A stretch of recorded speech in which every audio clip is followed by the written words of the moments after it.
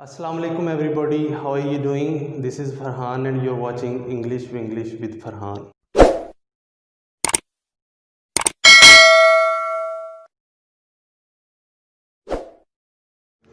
अब जो हमारा मेन टारगेट है टेंसेस, उनकी तरफ बढ़ने से पहले हम हेल्पिंग वर्ब्स और वर्ब्स इनके बारे में लाजमी पता होना चाहिए, क्योंकि सब्जेक्ट और ऑब्जेक्ट ऐसी चीज़ें हैं जो हर टेंस में सेम होती हैं, इनमें कोई चेंजिंग नहीं आती। लेकिन हर टेंस की जब हम हर दफ़ा दूसरे टेंस की तरफ मूव करते हैं तो उसमें जो चेंजिंग आती है वो हेल्पिंग वर्ब और वर्ब की फॉर्म की आती है। अब डिपेंड करता है, ये जैसे हम टेंसेस करेंगे हमें पता चलेगा कि किस सेंटेंस में हेल्पिंग वर्ब लगता है और किस में नहीं लगता। इसी तरह कौन सा टेंस है जिसमें वर्ब की फ़र्स्ट फॉर्म आनी है, सेकंड आनी है, थर्ड आनी है। आज मैं आपको एक और चीज़ बताता हूँ कि जैसे हम वर्ब की ये वर्ब्स की फॉर्म लिखी हुई हैं, हम first form, second form, third form और आईएनजी फॉर्म कहते हैं। असल में जो इसका नाम है, इसको जो फर्स्ट फॉर्म है इसको हम बेस फॉर्म या सिंपल फॉर्म कहते हैं। जो सेकंड फॉर्म है उसको हम पास्ट फॉर्म कहते हैं, जो थर्ड फॉर्म है उसको हम पास्ट पार्टिसिपल कहते हैं, और जो आईएनजी फॉर्म है उसको हम प्रेजेंट पार्टिसिपल कहते हैं। ये इनकी फॉर्म्स के नाम हैं। इसी तरह ये जैसे फर्स्ट फॉर्म लिखी हुई है, टेंसेस की तरफ जाने से पहले ये मेरा लिखने का मकसद ये है कि आपको पहले वर्ब की फॉर्म्स का पता होना चाहिए। तो ये आपने लर्न भी करनी है। इतने सोर्सेज हैं आपके पास, अगर आप ये वीडियो देख रहे हैं it means you have net, तो इंटरनेट की फैसिलिटी आपके पास है। आप वर्ब की फॉर्म लिखें, और इसमें वर्ब की दो किस्म की फॉर्म होती हैं। एक होती है रेगुलर फॉर्म ऑफ वर्ब, ये वाली रेगुलर फॉर्म ऑफ वर्ब क्या होती है, जिसकी फर्स्ट फॉर्म के साथ सिर्फ ईडी उसमें ऐड कर देना है। जैसे एडवाइस है तो एडवाइस नसीहत करना, तो इसकी आईएनजी फॉर्म हमेशा, जो प्रेजेंट पार्टिसिपल जिसको कहते हैं, वो हमेशा वर्ब की फर्स्ट फॉर्म के साथ आईएनजी का इजाफा होता है। तो इसी तरह ये फर्स्ट फॉर्म है कंप्लीट, कंप्लीटेड, कंप्लीटेड, तो इसको हम कहते हैं रेगुलर फॉर्म ऑफ वर्ब, या रेगुलर वर्ब भी आप कह सकते हैं। ये रेगुलर फॉर्म है। ये जो नीचे लिखी हुई हैं, ये देखें, इसकी फर्स्ट फॉर्म डिफरेंट है, सेकंड डिफरेंट है और थर्ड डिफरेंट है। इनको हम इर्रेगुलर फॉर्म ऑफ वर्ब कहते हैं। ये इर्रेगुलर है, यानी जिसकी फर्स्ट फॉर्म के साथ सिर्फ ईडी का इजाफा नहीं होता। ये बाज़ तीनों फॉर्म डिफरेंट होती हैं, बाज़ फर्स्ट फॉर्म डिफरेंट होती है और सेकंड और थर्ड फॉर्म डिफरेंट होती है। तो इस और बाज़ इसकी तीनों फॉर्म्स भी डिफरेंट होती हैं, जैसे कट, कट, कट। तो ये इर्रेगुलर है, इर्रेगुलर वर्ब्स या irregular form of verb.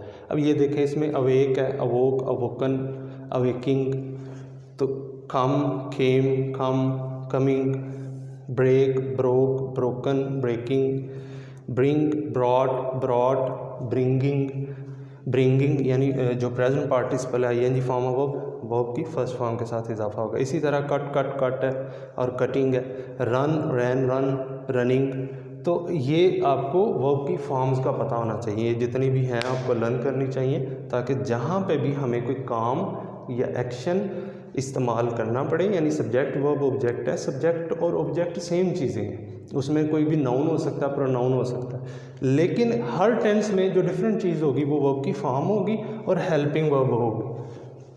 Helping verb मैंने कोशिश की है कि जितने भी हेल्पिंग वर्ब हैं वो आपको पहले ही बता दिए जाएं, और वर्ब की फॉर्म्स बता दी जाएं कि जब हमने टेंसेस की तरफ मूव करना है तो आपको हेल्पिंग वर्ब का भी पता हो और वर्ब की फॉर्म्स का भी पता हो। तो यहाँ पे देखें, प्रेजेंट और पास्ट, ये भी आपने जहन में रखना है। ये हेल्पिंग वर्ब्स की जिस तरह इसमें ये सिंपल फॉर्म है, ये प्रेजेंट में यूज़ होती है, ये पास्ट फॉर्म है, सेकंड फॉर्म पास्ट में यूज़ होती है, इसको पास्ट फॉर्म भी कहते हैं। इसी तरह मैंने टेंसेस की भी प्रेजेंट और पास्ट फॉर्म को अलग अलग, ये है सारे हेल्पिंग वर्ब्स हैं, लेकिन इसको अलग अलग कर दिया कि इसमें प्रेजेंट फॉर्म कौन सी है और पास्ट फॉर्म कौन सी है। जैसे इज़ एम आर जो है वो प्रेजेंट फॉर्म है और इसी की वाज वर पास्ट फॉर्म है। हैज़ अ प्रेजेंट फॉर्म है, हैड इसकी पास्ट फॉर्म है। डू डज प्रेजेंट फॉर्म है और डिड इसकी पास्ट फॉर्म है। विल शैल प्रेजेंट फॉर्म है और वुड इसकी पास्ट फॉर्म है। अब आप कहेंगे विल शैल तो फ्यूचर में लगता है, लेकिन इसकी भी फॉर्म है।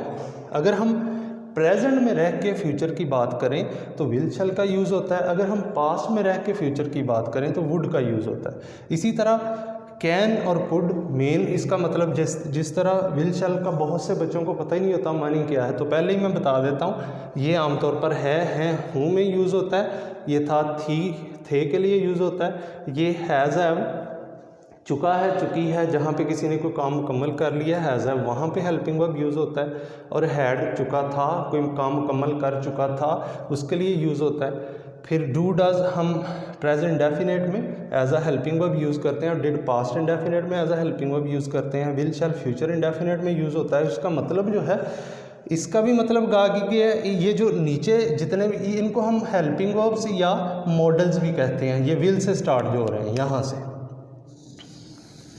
इनको हम हेल्पिंग वर्ब्स भी कह सकते हैं, मॉडल वर्ब्स भी कह सकते हैं। तो अब ये विल शैल गागी गे के मानी में यूज़ होता है प्रेजेंट में, और पास में भी अगर हमने गागी का यूज़ करना है तो वो वुड होगा। कैन कुड सकना सकता, इसलिए इसमें यूज़ होता है प्रेजेंट में, और ये पास में। मे भी सकना के मीनिंग में होता है, तो ये भी प्रेजेंट में यूज़ होता है, ये पास में यूज़ होता है। शुड प्रेजेंट में भी शुड है और पास में भी शुड है, चाहिए के मीनिंग में।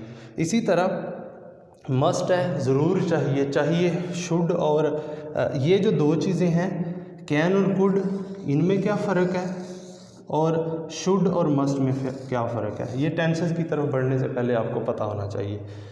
कैन है श्योरिटी, यानी आई कैन प्ले क्रिकेट। अगर आप मुझसे पूछते हैं कैन यू प्ले क्रिकेट, तो मैं अगर श्योर हूँ मैं क्रिकेट खेल सकता हूँ तो मैं कहूँगा yes I can play cricket. If I am not sure, अगर मुझे क्रिकेट ही नहीं आती तो मुझे श्योर नहीं है कि मैं खेल सकता हूँ या नहीं, तो फिर मैं मे का यूज़ करूँगा। मीनिंग दोनों का सेम है, सकना सकता। तो जैसे अगर मैं क्रिकेट नहीं खेल सकता तो मैं कहूँगा आई मे प्ले क्रिकेट। इसी तरह शुड और मस्ट। शुड है चाहिए, जैसे जी हमें गरीबों की मदद करनी चाहिए, we should help the poor. लेकिन मस्ट भी चाहिए है, लेकिन ज़रूर चाहिए, जहाँ पे गुंजाइश नहीं है। हम जैसे कहें कि वी शुड ऑफर प्रेयर, नहीं, वी मस्ट ऑफर प्रेयर, हमें नमाज ज़रूर पढ़नी चाहिए या नमाज पढ़नी चाहिए। तो ये इनमें डिफरेंस है। एक पॉइंट आपको बता दूँ जो आपको आगे बहुत ज़्यादा काम आएगा, अभी से आपको पता होना चाहिए किस हेल्पिंग वर्ब के साथ किस टेंस में कौन सी फॉर्म ऑफ वर्ब आएगी। अब जैसे ये इज़ एम आर और वाज वर मैंने लिखे हैं, ये प्रेजेंट में यूज़ होता है, ये पास्ट में, इसके साथ ING form of verb use होती है, यानी प्रेजेंट पार्टिसिपल जिसको हम कहते हैं।